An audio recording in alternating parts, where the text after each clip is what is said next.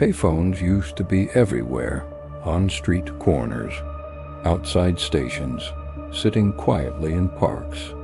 Most people ignored them, but late at night, when no one else is around, a ringing phone doesn't feel normal.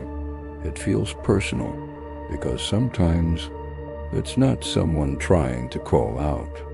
Sometimes it's something waiting for you to answer. And if you do, you might not like who or what is on the other end. This story is a few incidences with me and old payphones. If you're new here, make sure you like and subscribe for more stories from Japan you've probably never heard. There's a huge park near my house. During the day, it's packed families, kids, people walking dogs, normal, safe. But at night, it feels like a completely different place. I remember when I first moved in, I was exhausted and needed a break. So I stepped out and wandered into the park. That's when I noticed it.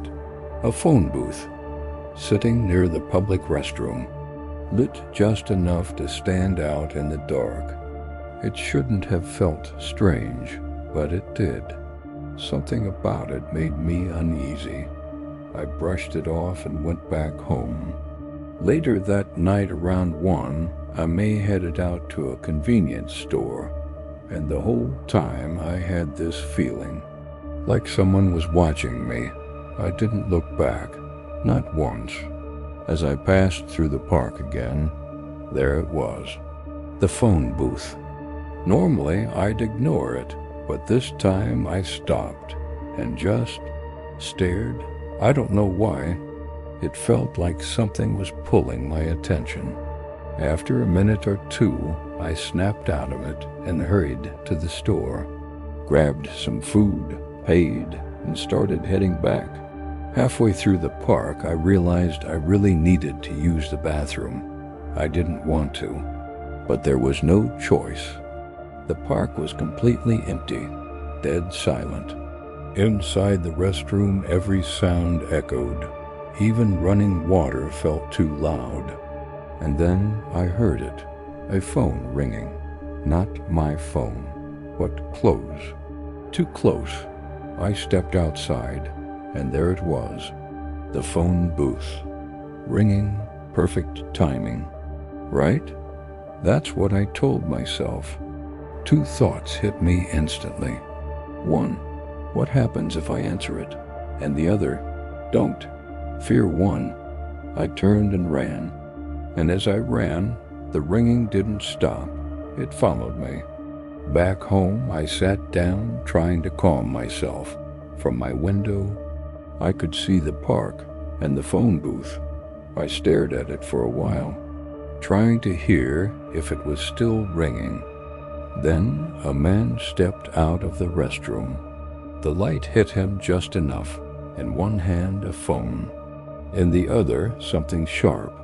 A knife or a tool. I couldn't tell. And that's when it hit me. He had been inside the restroom, waiting. He called the payphone and waited for someone to answer it, so he could walk up behind them. If I had picked up that call, I wouldn't be here telling this story. But that wasn't the only time I experienced something like that. Years earlier, back when I was in university, there were phone booths everywhere. One night after drinking, I missed the last train. No phone back then, so I stopped at a payphone to call my mom. When I stepped inside, I noticed something strange.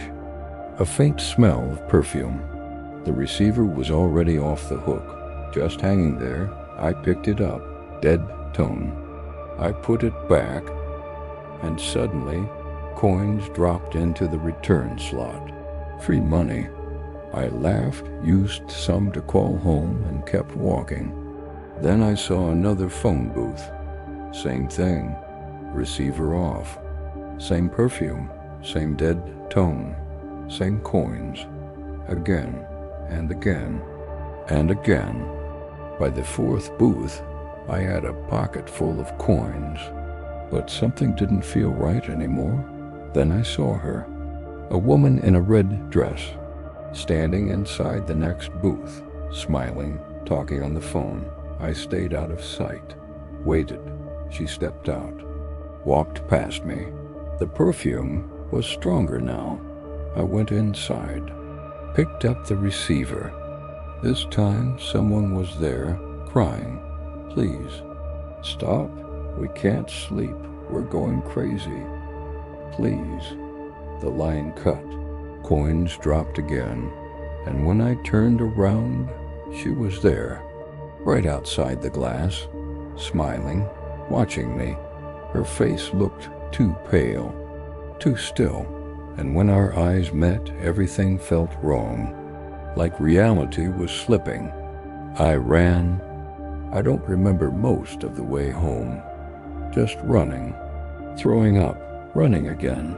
When I finally made it, I threw all the coins into the street. But even after I showered, changed clothes, that smell, it didn't go away. Years later, something even stranger happened. My car broke down on a mountain road, middle of nowhere, dead phone, pitch black. After walking for a while, I found a phone booth. Out there, in the middle of nothing, I called home. No answer, just static. Then a woman's voice. "I'll be there soon." The line went dead. I never told her where I was. That's when I felt it.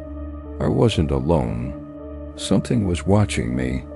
I ran back to my car, locked the doors, shut my eyes, and then a knock.